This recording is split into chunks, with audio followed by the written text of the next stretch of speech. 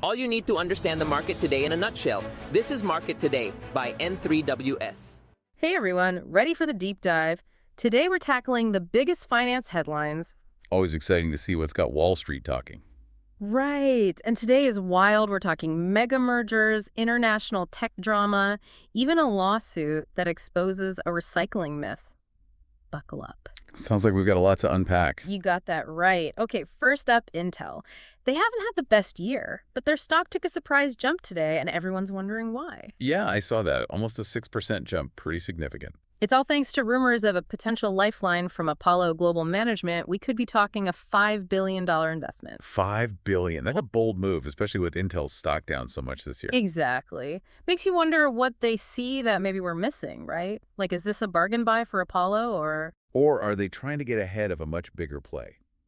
Remember those rumors about Qualcomm sniffing around for a possible takeover of Intel? Oh, right. That'd be huge, wouldn't it? Huge EE. We haven't seen a tech merger this big since Microsoft swallowed up Activision Blizzard. Wow, talk about shaking things up. But then I was reading some analysts saying Intel should just ditch the whole chip-making game entirely, that they can't compete in this AI-driven world. It sounds radical, but when you look at how dominant Nvidia's become, especially with those AI chips everyone wants, Yeah. maybe it's not so crazy. It's a whole different ballgame now. Survival of the fittest textile. Okay, switching gears completely, ever wonder why your new phone seems pricier these days? Well, this next story might be part of the answer. The Biden administration is proposing a ban on Chinese software in U.S. vehicles. Yeah, this is big, and it's not just about cars. It's part of this whole high-fence, small-yard strategy the U.S. is building around tech, trying to limit China's access. High fence, small yard, what's that all about? Basically, they want to keep tight control over key technologies, keep China out of those areas. We saw it with Huawei, the whole TikTok drama. This is just the latest chapter. So this ban, it's specifically targeting those internet-connected cars, right? Yeah. Saying it's a national security risk because of potential surveillance, and even, get this, potential disruption of our infrastructure. It does sound a little like something out of a spy movie, right? But the government's worried about all the data these cars collect, your location, driving habits, everything. And they're saying China could use that against us. I mean, how likely is that really? That's the million-dollar question. Are we talking legitimate security concerns, or is this just political maneuvering? I think there are valid arguments on both sides. On the one hand, you can't ignore the potential for misuse of data in this hyper-connected world. But then again... But then we have to think about the economic impact, too, right? Absolutely. This could hit U.S. consumers hard, especially with electric vehicles. We could see prices go up, even delays in getting those new EVs everyone's excited about. Talk about a tough balancing act trying to protect national security without making things more expensive for everyone. Speaking of unpredictable things, oil prices. They took a dip today, and it's all thanks to this crazy mix of international politics and, wait for it, the weather. You're kidding, right? What's the weather got to do with oil prices? So basically, there's hope that the conflict between Iran and Israel might be cooling down, which is good for oil prices. But at the same time, we've got this hurricane brewing in the Gulf of Mexico, and that could send prices through the roof. Talk about a rock and a hard place, huh? It's a wild card, that's for sure. We saw what happened with those hurricanes a few years back, right? Total chaos. Exactly. And the article said Shell is already scaling back production in the Gulf just in case. Smart move. You don't want to be caught off guard with something like that. No kidding. Okay, so we've got peace talks, A&D, a potential natural disaster impacting oil. It's enough to make your head spin. But before we move on to that recycling lawsuit you mentioned, Microsoft got hit with a rare downgrade. That surprised me. Yeah, it's not often you see that, especially with all the buzz around AI. Right. They've been pouring money into AI data centers. I thought they were on a roll. What happened? Well, it all comes down to this one company, Nvidia. They make those super powerful AI chips that everyone and their brother wants, and Microsoft relies on them heavily. Okay, so what's wrong with that? Doesn't everyone use Nvidia? Sure, but that's the problem, according to some analysts.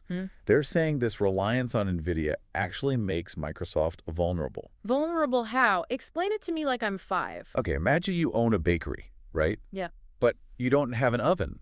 You have to rent one from someone else to bake all your cakes. That doesn't seem very efficient or cost-effective. Exactly. That's what Microsoft is dealing with. Because they don't have their own chips that can compete with Nvidia's, They're at Nvidia's mercy when it comes to price and availability. And that makes it harder for them to compete with Google and Amazon, who are building their own AI chips. Exactly. It's like trying to win a race with one hand tied behind your back. Makes you think twice about those invest in AI ads, huh? Okay, so we've covered shaky ground for Intel, a potential tech Cold War, and a hurricane threatening to shake up the oil market. But this one's personal. That lawsuit about recycling, I gotta be honest, it kind of blew my mind. Yeah, it's a big one. And it really makes you question everything you thought you knew about recycling. No kidding. I've been dutifully rinsing out my yogurt containers for years. But California is suing ExxonMobil, right? Saying they straight up lied to us about how much plastic actually gets recycled. That's the gist of it, yeah. And it gets worse. The lawsuit claims that only a tiny fraction, like less than 5% of plastic actually gets recycled, despite what those little chasing arrow symbols tell us. 5%. Seriously. All this time, I thought I was doing my part. So those symbols are basically meaningless. Well, that's what California's arguing. They're saying ExxonMobil knew those plastics weren't being recycled at the rates they were claiming, but they kept pushing the whole recycling narrative because it was good for business. It's like they were banking on people feeling good about using plastic, even if it wasn't true. It's a classic case of greenwashing, potentially.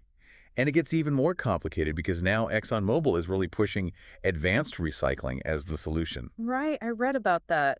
But that seems kind of vague, doesn't it? Like, what even is advanced recycling? That's the million-dollar question. And California is claiming that even these new methods can only handle a small percentage of plastic waste. So it's just another way to delay actually dealing with the problem. That's one way to look at it. This lawsuit could have huge implications. We could be talking about a complete overhaul of how the plastics industry operates, how they label their products. It's definitely a case of watch this space. Okay, from one controversial company to another Tesla, Elon Musk is about to unveil his grand vision for robotaxis, and I have to admit, I'm curious. Me too. I mean, it's Elon Musk. He could announce he's opening a chain of underwater restaurants, and it'd be like, okay, tell me more. Right, he's got that effect. But robotaxis, that seems ambitious, even for him. Totally. But the technology is getting there, right? We've seen those self-driving cars popping up in some cities. True, but haven't other companies already tried this, like Waymo and Cruise? They have, and it hasn't exactly been smooth sailing. We've seen accidents, safety concerns, people freaking out because they don't trust the technology. It's a lot to overcome. Yeah, it's one thing to have a self-driving car on a test track. It's another thing entirely to convince people to actually get in one with no steering wheel. So what makes Tesla think they can succeed where others have struggled? Well, for one thing, they've been gathering tons of data through their autopilot system. And they've got some of the best AI minds in the world working for them. That's true, but Elon's also known for making big promises, and then the reality doesn't always live up to the hype. Exactly. So we'll see what happens. This could be huge, or it could be a total flop. Either way, it's going to be interesting to watch. Okay, last but not least, we got to talk about the Boeing strike.